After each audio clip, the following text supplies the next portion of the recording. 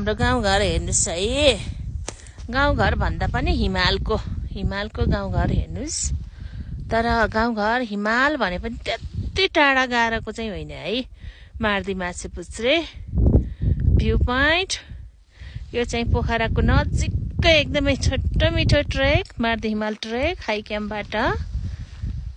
यहाँ चाहिँ नि हिमचुली अनि अन्नपूर्ण हिउँ यसरी टन्न परिरहेको छ।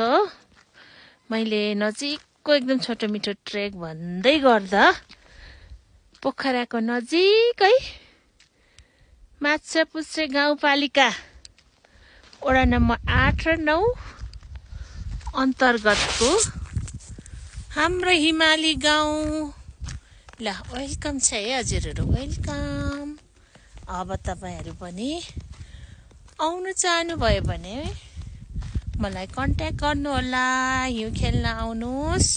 जङ्गलमा लारी गोरस टन्न फुलिरहेको छ भने हिमालमा यसरी हिउँ खेल्न आउनुहोस्। यसरी है इन्जोय गर्नुपर्छ, रमाइलो गर्नुपर्छ। Booking open. कविता गुरुङ अब मार्दी हिमालमा होटेलमा आइरहेको छु है। ल होटेल मार्दी पिक फोन नम्बर राखिदिन्छु, फोन गरेर आउनु होला। रमाइलो हिमालमा, हिमालमा हिउँ परेको अवस्था, रमाइलो अवस्था। गेस्टहरू आउने क्रम बढेको छ अब।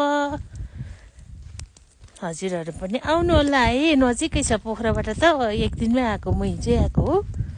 आइहाल्नुहुन्छ सरासर सरासर सरासर आउने, हिउँ खेल्ने,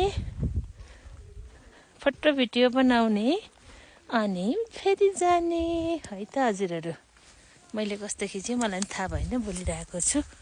शिवा ल हजुर अब ल हाम्रो छिमेकी बाबुहरू है। ल यसरी ल हेर्नु त हाम्रो गेस्टहरू क्र्याप क्र्याप क्र्याप हिँड्नुहुन्छ। ल अब मेरै कुरा गर्ने हो भने त म त थ्याप थ्याप पनि हिँडिदिन्छु। ल यो वाउ फुरफुर क्या हलुङ्गा दामी हो। ल रमाइलो गर्नुपर्छ, आउनुहोस् ल। गेस्टहरू फर्किँदै हुनुहुन्छ।